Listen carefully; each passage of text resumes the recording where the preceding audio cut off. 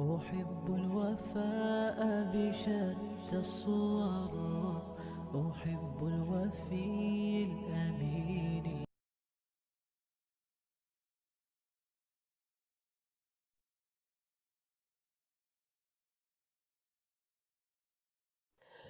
السلام علیکم، مننه بیا هم چې په یوه بله انځوریزه کې راسره یاست. زه ان یم او دلته په راګ ازلین الکشن کمپنۍ کې یو ټوپک درته ښیم چې په راتلونکي 2019 فبروري کې خرڅوو. دغه یو موږ اخیستی چې ډېر زوړ دی او ډېر سرخوار دی، خو دا ډېر ښه ټوپک دی. تر اوسه مې د دغه عکسونه نه وو لیدلي، خو هغه وخت چې کله مې دغه کتنه ورته کول. دا افغان جزایک دی. دغه کنداغ یې داسې ځانګړی او کوږ دی. داسې ډېر رقمونه سته، خو د ټولو کنداغ دغسې ځانګړي کوږوالی لري چې خورا یې با ارزښته کوي. او په عادي ډول دوی ډېر اوږده دي او دغه لا اوس هم کوڅه کوچنی دی. دوی په ځانګړي ډول غټ کالیبرې لري. دوی تر 570 کالیبرې پورې وي او دغه ځانګړي دانه 65 کالیبرې دی. د دوی ماشه یا خاشه والا وي یا بکري والا وي او دا 200 کاله مخکې جوړ شوی دی. دا د افغاني قبیلو دودیز ټوپکان وه.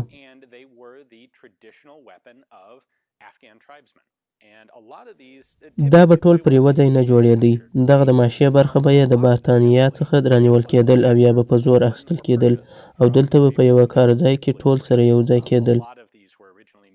ډېری په دغه ډول جوړېده چې دغه پرزه به یې د برتانویانو اخیستل شوې وه او بیا به یوې ځایي کارخونې میلان ورته جوړول او ټول به یې سره یو ځای کول او بیا به یې خورا ښایسته لاسي کارونه پر میلان ورکول.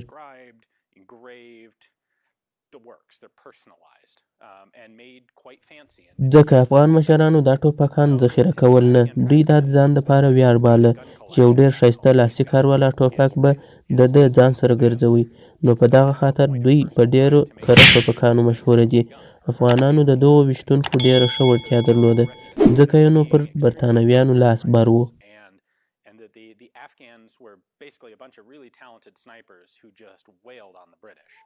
خو خیر ځینې مبالغې هم پکښې شته، مګر ډېر یې رښتیا وو. لوی دلیل چې افغانان وتوانېدل برتانویان وشړي هم همدغه افغان جزایک وو، ځکه دغه ډېر اصلي ویشتونکي دي.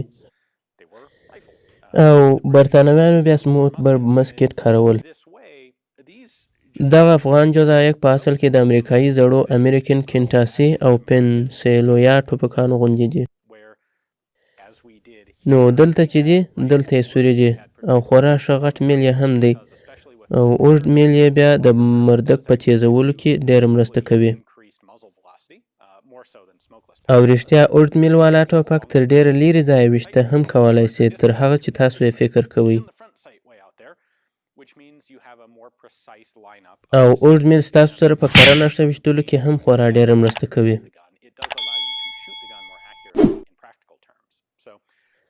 او په حقیقت کې د افغان جزایک او امریکایي کنټاسي ټوپکانو فرق په دې کې و چې امریکایي کنټاسي د ښکار دپاره په کښته کیفیت یا څرنګښت کې جوړ شوي وه د 30 څخه تر 40 پورې، خو افغان جزایک د ځواک دپاره کارول کېده د 50 څخه تر 75 څرنګښت پورې.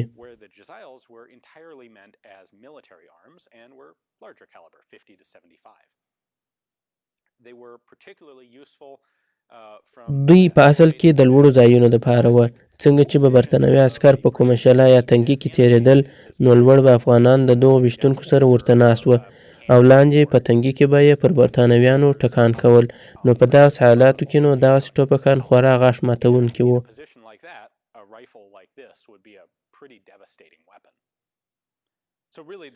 اوس لومړۍ ښکاره پوښتنه دا ده چې دغه کنداغ یې ولې دغسې کوږ دی؟ دا اوس د خیاله داسې کوږ دی؟ خو دغه کنداغ ډېر ښه کار کوي.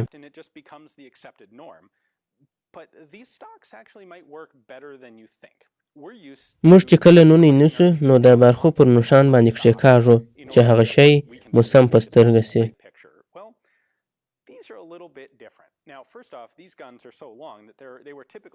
خو دغه ویشتونکي یو څه جلا دي. اول یې میل ډېر غټ دی او عمومي به په دوی پر پایو ټک کېدی، نو به د ټول ټوپک زور پر تا نه و. نو دغه ځای ډېر ښه او کوږ ور جوړ کړی دی چې ستا اوږې ته سم برابر سي. او پر دغه ځای یې د ځینې دپاره ډېر ښه ځای ورکړی. زه خپله هم ډېر حیران سوم کله چې مې وکتی. دلته تر ځامې لاندې ځای خورا ښه جوړ پر راځي او هر څه ښه سم لیدله کېږي.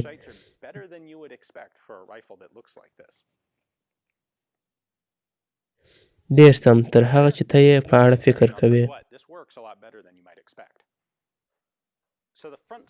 له بده مرغه د چوشکې نونی یې بیخي ورک سوی دی، خو که دلته په ځیر ورته وګورئ، دا خوا یې د عادت خلاف په 2 برخو کې جوړه ده.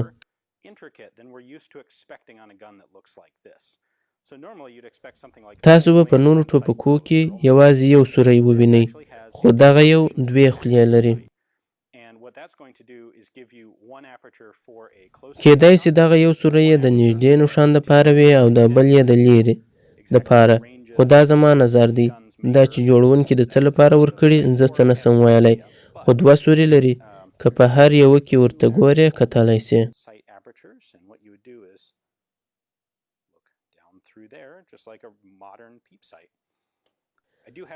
باید یادونه وکړم چې یو چا دغه ټوپک په یو کوچني بکس کې ساتلی دی چې اوس یو څه داسې خیرن معلومیږي، نو د هغه په اړه بخښنه غواړم.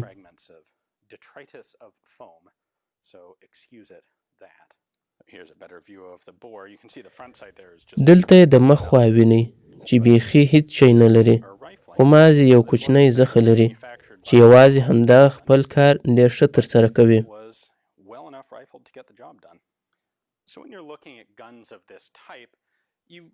که دغه ډول ټوپکو ته ښه ځیر شې، نو په جنګي ټوپکو او هغه ټوپکو چې پر سیلانیانو خرڅیږي فرق شته. ځینې هغه نښې چې په دغه کې دي ماته داسې ښکاري چې دغه یو جنګي ټوپک دی. داسې معلومیږي چې میل یې خورا ډبل دی او دا یو علامه هم ده. دلته پر دغه پنر یې 1808 تاریخ نوشته دی او دغه خواته یې یو زمری پکښې کیندل سوی دی. او بل شی چې زه فکر کوم دا جنګي دی، هغه د دغه غړوندي کمزوري حالات دی چې داسې ښکاري چې په لسیزو او یا په پیړیو په اوږه کې ګرځول سوی دی.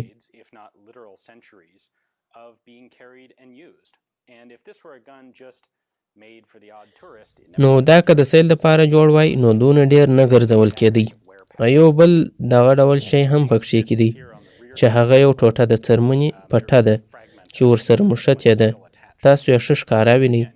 دغه کړۍ چې دا پکښې کې ده خورا ډېره یې دا څرمن سولولې ده.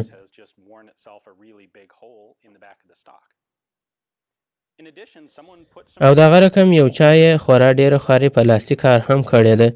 تاسو یې وینئ چې خورا ښایسته نقشه یې پر میل ورکړې ده او یو لږ څه د زرو کار هم پر سوی دی.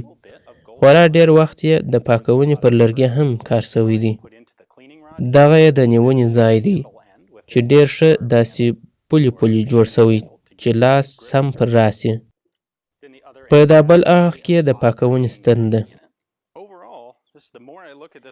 خو چې هر څونه ورته ګورم ډېر خوند راکوي. وایم چې ډېرې خبرې مې د دغه په اړه زده کړې وای، ځکه دی ډېرې ځانګړنې لري. د منځني ختیځ خواته دغه ډول سیلاني ټوپکان هم شته. دغه سیمې ډېری وخت د سیلانیانو لار وي او ډېری نابلده سیلانیان ورته راځي او دوی بیا د ځایي خلکو سره مخ کېږي چې دوی د دغسې ښایسته افغاني او پاکستاني شیانو غوښتونکي هم وي. نو ځکه هلته د بازار غوښتنه دا ده چې دغسې شیان جوړ کړي چې هغه د دغه اصلي شیانو سره فرق لري. او دا یو څه پوهې ته اړتیا لري چې پوه سې چې څه شي دی، یعنې کم سیلاني ټوپک دی او کم ټوپک جنګي دی. په خاص ډول بیا کله چې دغسې یو 200 کلن زوړ شی ګورې لکه دغه. زه خپله پوره د دغه کار پوه نه یم، خو هغه شواهد چې په ده کې دي ښکاره څرګندوي چې دا یو پوځي ټوپک دی پر کوم چې موږ د مخه وغږېدو. هغه تر ټولو څرګنده څه چې یو سیلاني ټوپک پر معلومیږي هغه میل دی. د هغه ټوپک میل نه دونه صفا وي او نه دونه دقیق وي.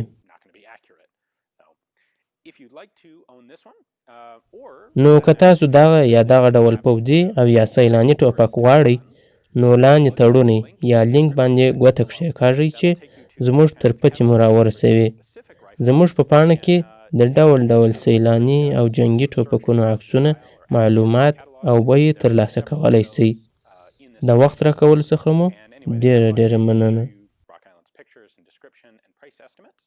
And you can place bids on one or any that you are interested in right there through their website. Thanks for watching.